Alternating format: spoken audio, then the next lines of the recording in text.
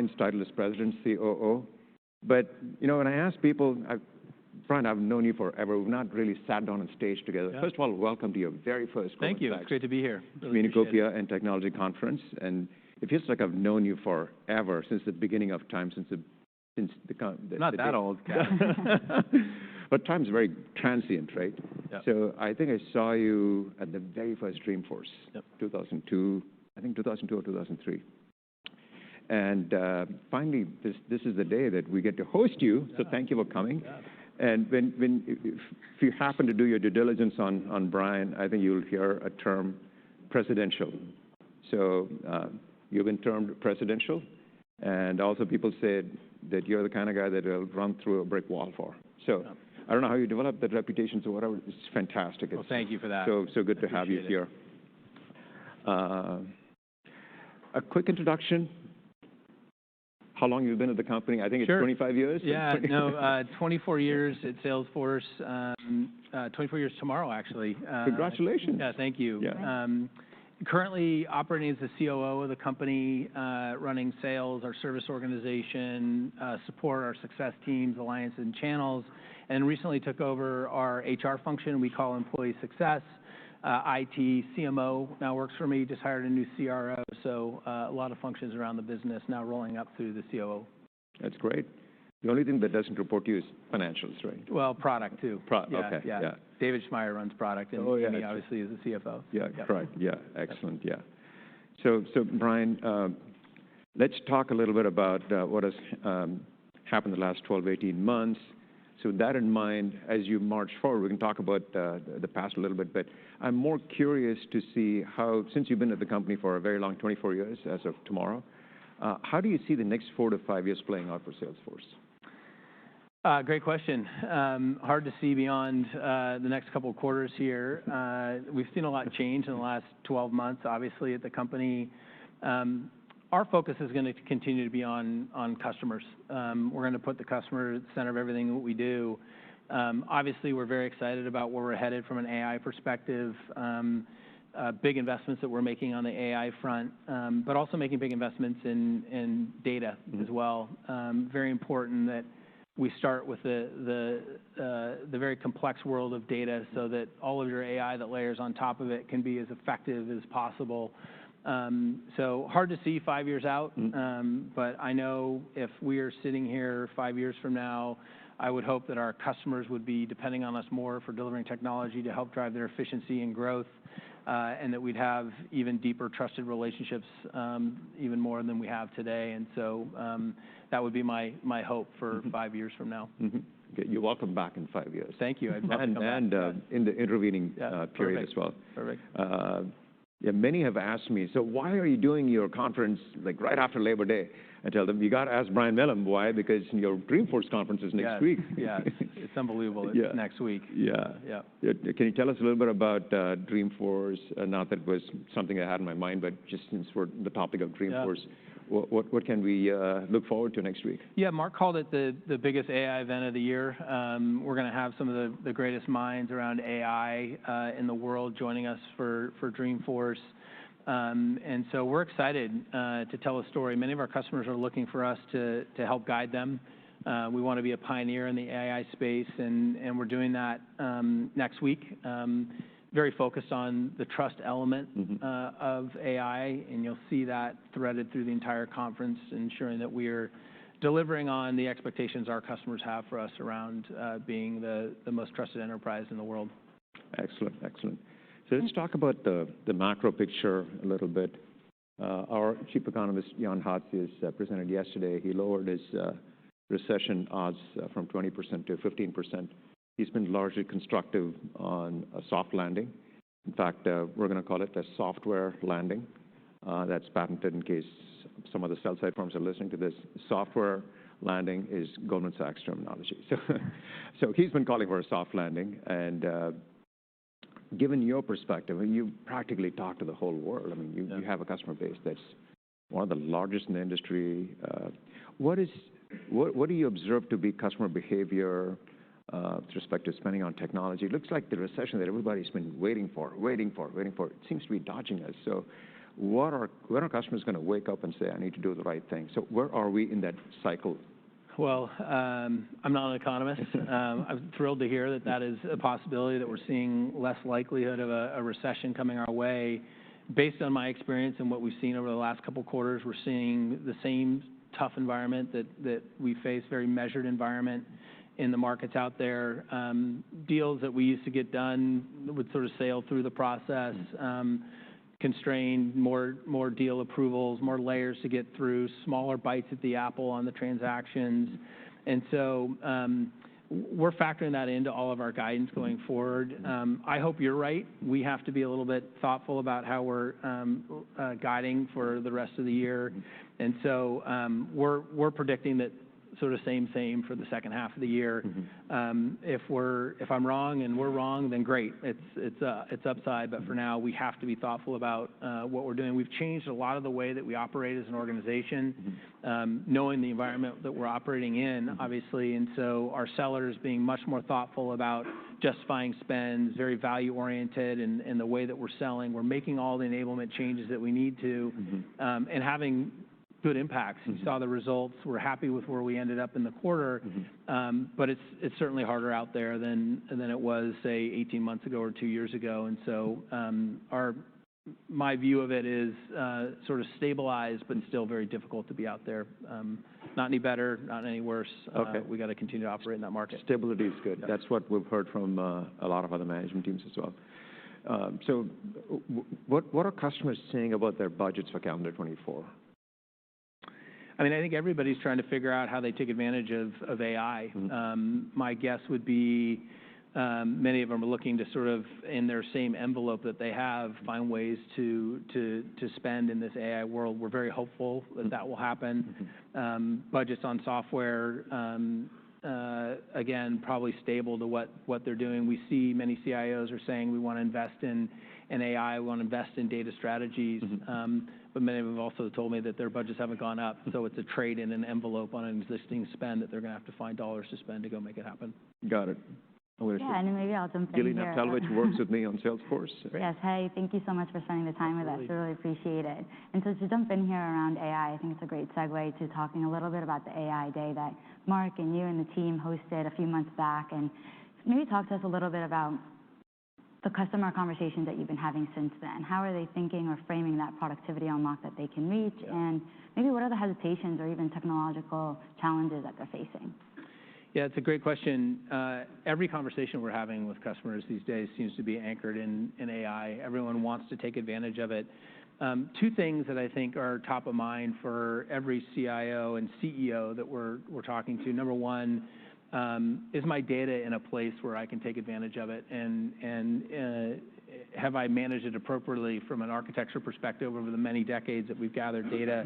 And typically the answer is no. And so we're very excited about the fact that we have a product that can go help our customers bring that data together, harmonize it, and then leverage the AI on top of it, and get the great insights and the efficiencies and the growth that's required. The other piece is trust. So many of our customers are concerned about trust. The big part of their hesitation is, hey, how do I know that when I leverage your AI, it can be trusted? And we've delivered a trust layer as part of our offerings out there.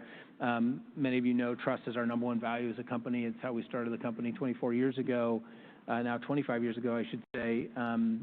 It is core to who we are and how we have to operate, but trust is top of mind for all of them. And so we'll continue to educate them. Next week will be a great opportunity for us to talk about what we're doing around the trust of their data, ensuring that they can remain in compliance and that their data does not float outside their enterprise. And so we're excited to showcase that next week. Yeah, no, that's super interesting. And also thinking about the prior cycle of AI and thinking about Einstein versus the new GPT type of features that you're releasing. Where do you think we are in that process and in that cycle of even fully embracing Einstein, and then how GPT is different than that? Yeah. So 10 years ago, we started making investments in AI, all predictive.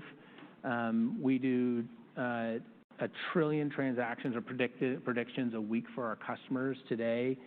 Mark made fun of me on the earnings call, I think, talking about how we use it internally to guide us on forecasts in a given quarter.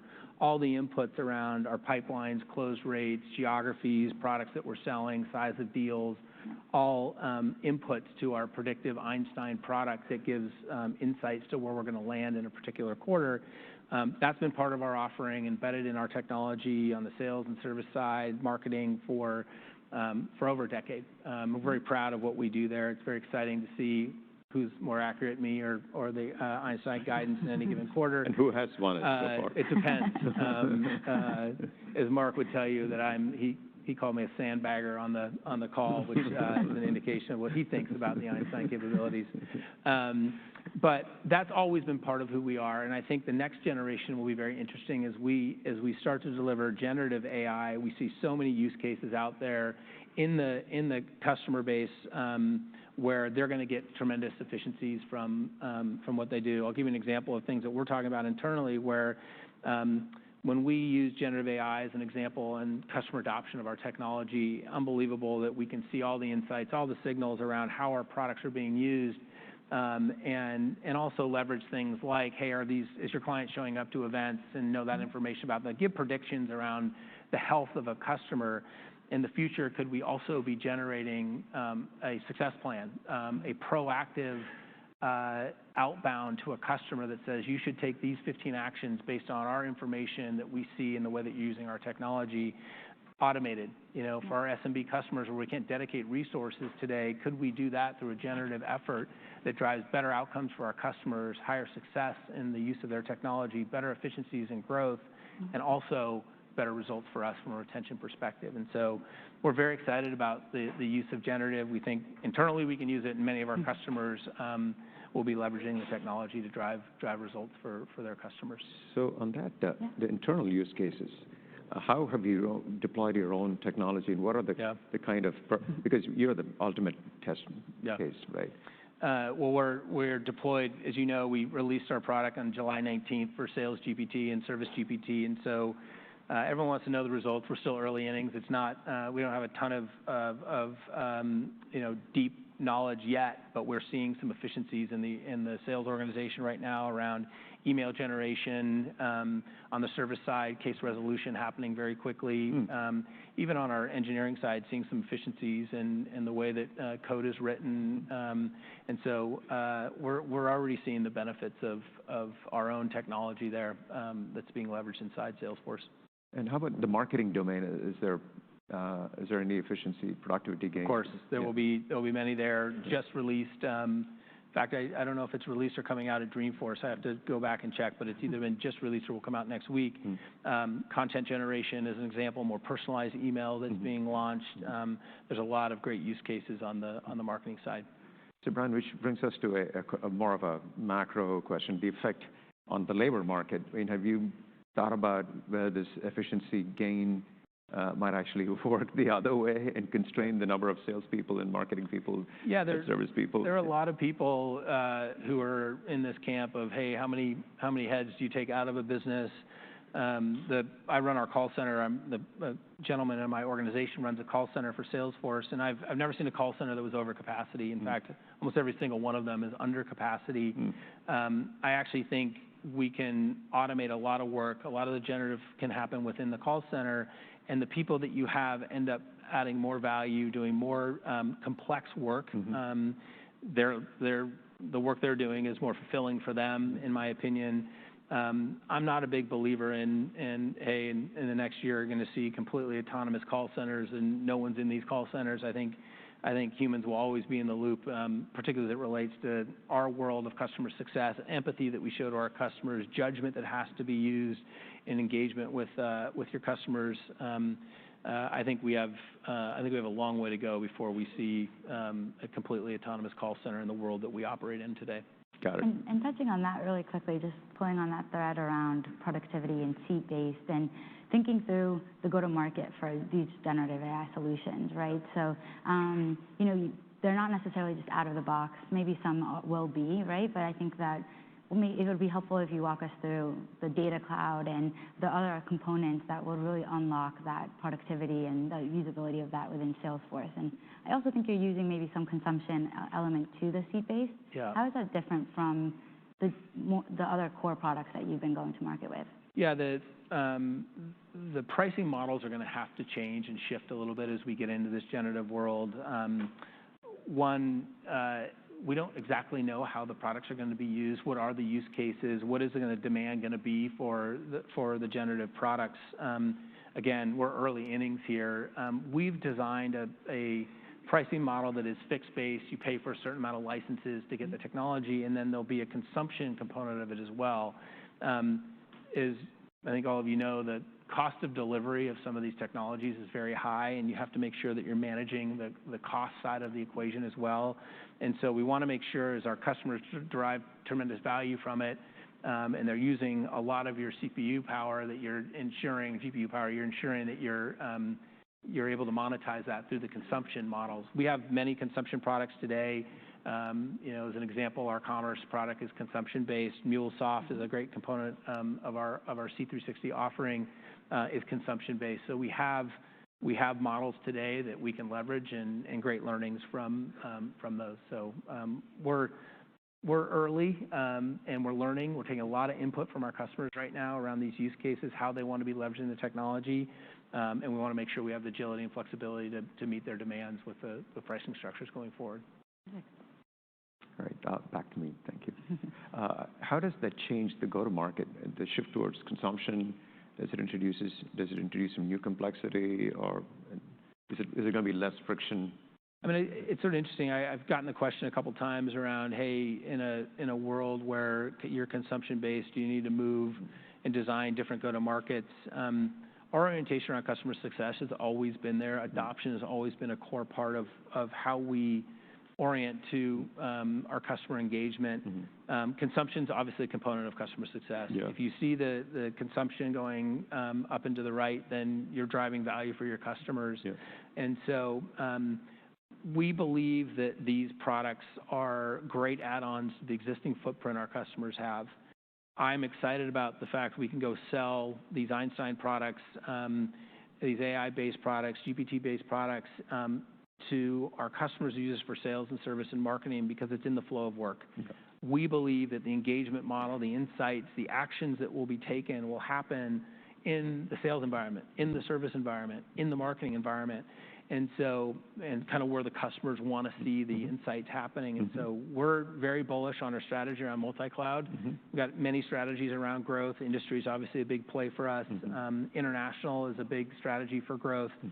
But this multi-cloud opportunity with new innovation that's coming around Data Cloud, which is the fastest growing organic product that we put in the market. Yeah. Tell us more about the Data Cloud. Everybody, even Mark is like so buzzing about Data Cloud. I think it really is an indicator of how important data has become for companies. You know, the insights that you get around your data, all the customer information that you have, it's sticky work, it's hard work, but if you get it right, then you get the insights around it. And Data Cloud is the product that we put in front of all of our AI technology today, allowing you to ingest all the data around your customers in a single data lake and then use that to power all of your AI technologies. And so interesting that we're talking a lot about AI, but the product that we're seeing a lot of traction with and great growth and the fastest organic product that we've ever put in the market today is Data Cloud. And so a lot of momentum around that.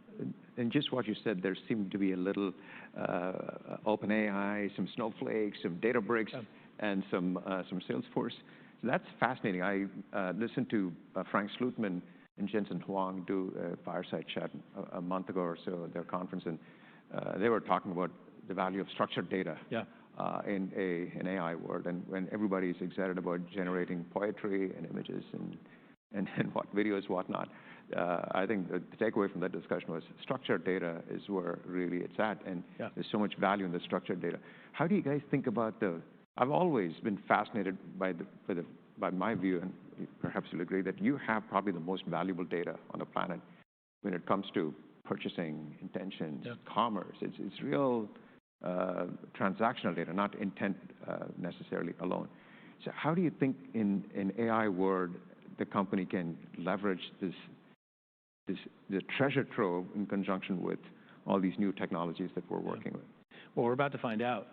We agree with you. We think data is the currency of the enterprise today. We believe that data is hugely valuable. It sits in Salesforce today. We have the privilege of managing all that data for our customers, and they really look for us to help guide them in this AI world. Those things all combine to be a great value offer for our customers around Data Cloud and our AI offerings. And so, Slack's another example of a ton of information that's floating around companies today that we get to capture, that they want to capture, our customers want to capture, and make sure they're getting the best insights about best next product to sell, or how do we go drive a better engagement from a success perspective in our call centers? How do we build better content from a generative perspective in your marketing campaigns? How are we more personalized in the way that we're showing up in front of a customer or a consumer with an email that drives better conversion rates? Those are all things that we're excited to drive for our customers. That's great. That's great. The Customer 360 framework, how does that work with the Data Cloud? Is there a bearing for how, because this is the idea that the entire industry has been working towards, common view of the customer. Yep. You guys have been on it for multiple years. Where do we stand with the Customer 360 strategy?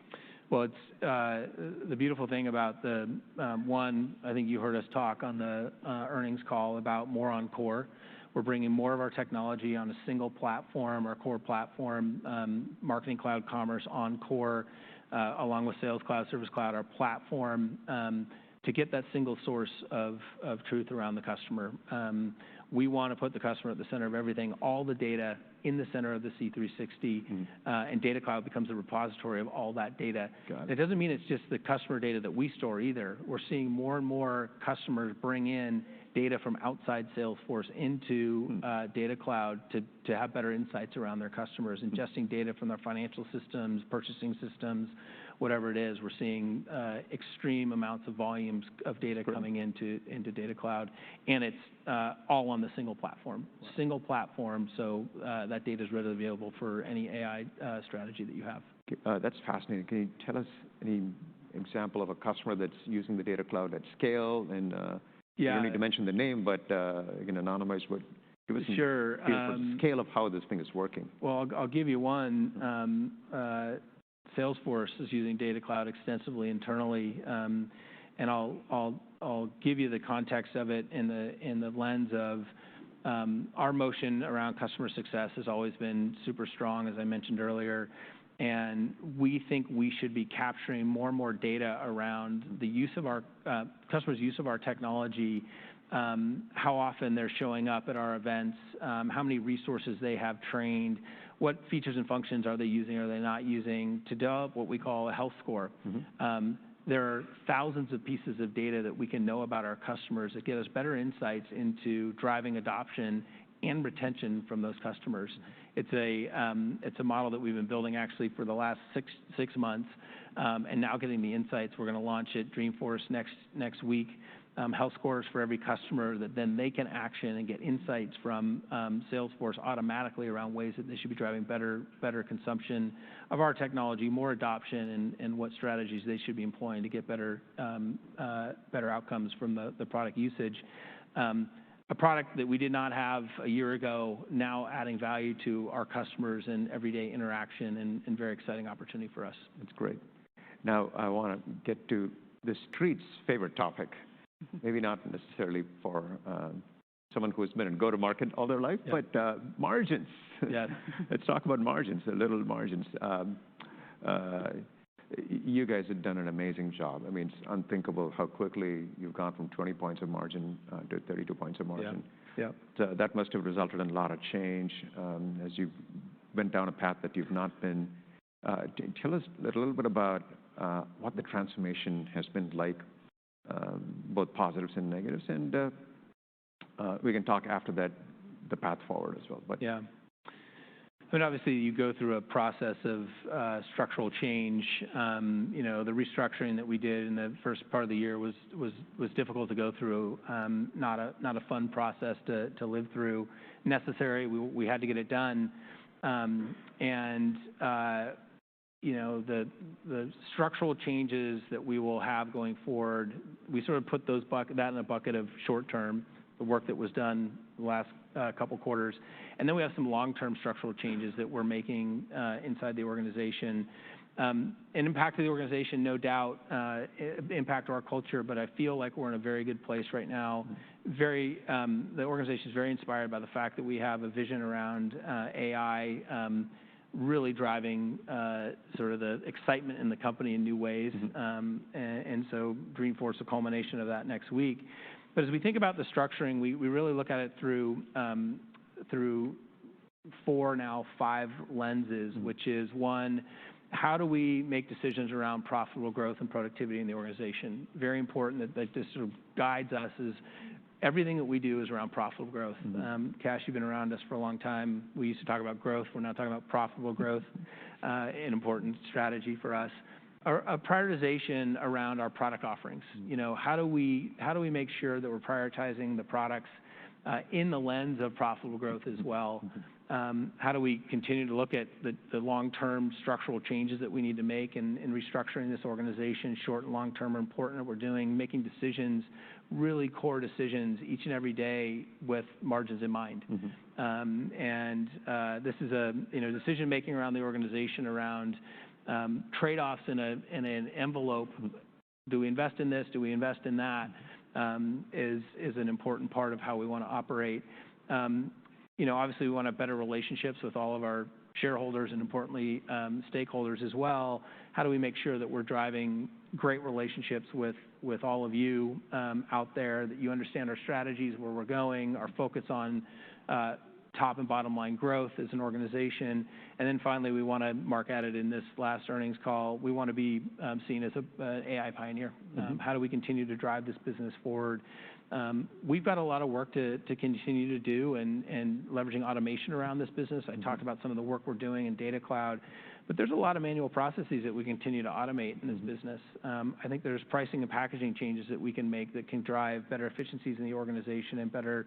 Can you tell us a little bit more about the pricing and packaging changes? Yeah, we have always been a company that puts great product in the market and lots of SKUs out there, and we dedicate sales resources to them, and we go sell to our customers. A great strategy that worked for us for many, many years. Fast forward to the last couple of years, and we've got a lot of people showing up in front of our customers. And it can be not the best experience for our customers, but also not the best experience for all of us internally when we think about the efficiency of the organization. Why not bundle products together that address a particular buyer's need? If I'm selling to VP of sales, can I have just one seller show up instead of 3 or 4 sellers show up? We can go bundle products together that are much more focused on buyers versus the SKUs that we've put in the market. We can also go to market by the same strategy around verticals. How do we put products together that support our vertical strategies as well? And so,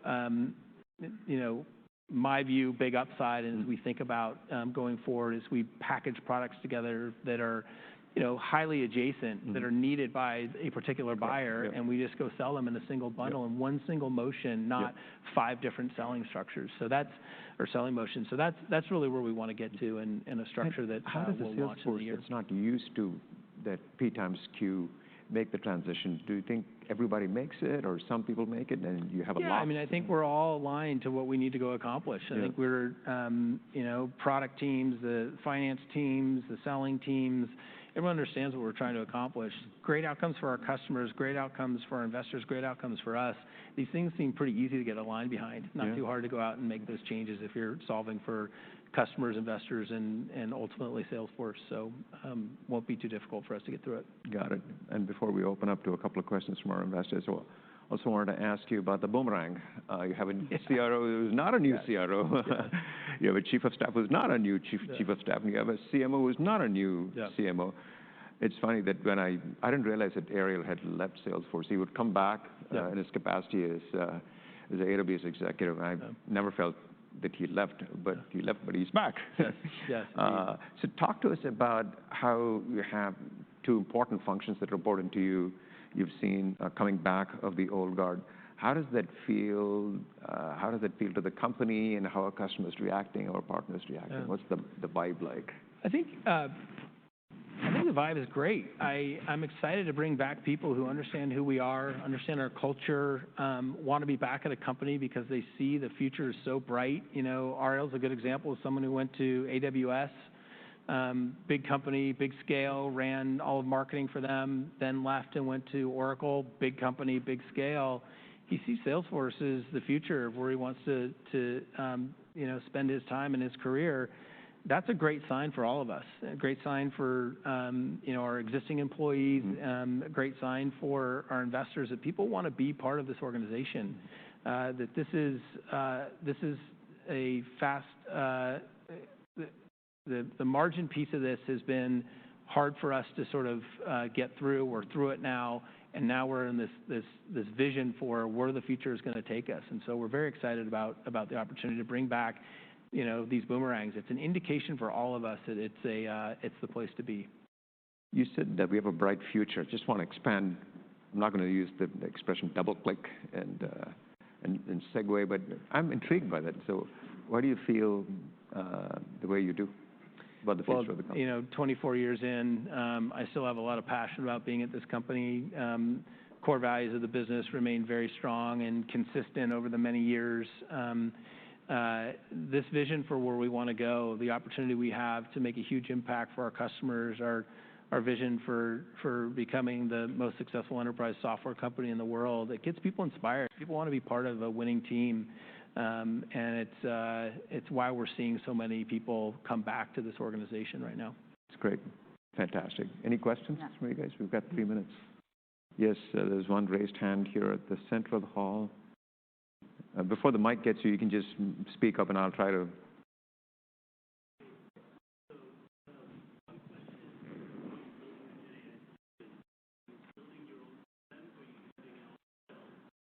Yeah. Are you building your own LLMs or buying it off the shelf? Good question. So there's a second part too, sorry, which is, so one is kind of how you're powering your own Gen AI, right? Is it using some sort of proprietary LLM or one of the off-the-shelf ones? And then the second is, in a world where generative AI capabilities are one API call away, how do you handicap the risk of your customers just using the data that they have in Salesforce or in any one of your clouds and generating their own, you know, applications on top of that? Because while you, to Kash's point, you do have a lot of data, ultimately the customer owns their own data, and it's not that difficult for them to pass it to an API call to OpenAI or somebody else. Yeah. Right? So how will you capture that value versus the customer being able to capture themselves? I got the first question. I'll answer that, and then hopefully I got the second one. We're building our own LLM models and have built them, actually. We have some that exist today, but we also believe in being open, where you can bring your own model to Salesforce. You can embed it and plug it into the work you're doing on the generative side. We believe there will be models that are specific to industries that will require us to be open. Certain market segments, certain geographies are going to want their own models, certain compliance-related issues. So we're going to be an open framework for models going forward. Your second question I couldn't quite grasp, but I think it was something around, hey, how do you get value if people are passing data to other LLMs? Was that your question? Yeah, essentially, your node is data. Yeah. That data is now portable. Yeah.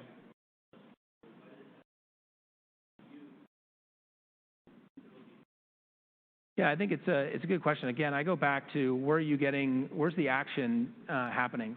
You can get the insight, but how are you creating the value for your company? Is it through a better selling motion, a better success motion, a better marketing motion? We believe the value is derived not only from the data, but also from what you do with that data, the insights that you have. Do you get better outcomes for your business because your sellers are better, your service people are better, your marketing campaigns are more effective? That's where we think a lot of the value will be derived from these LLMs and the insights on generative AI. On that note, thank you so much, Brian. Thank you all. everybody. I really appreciate it. Thank you so much.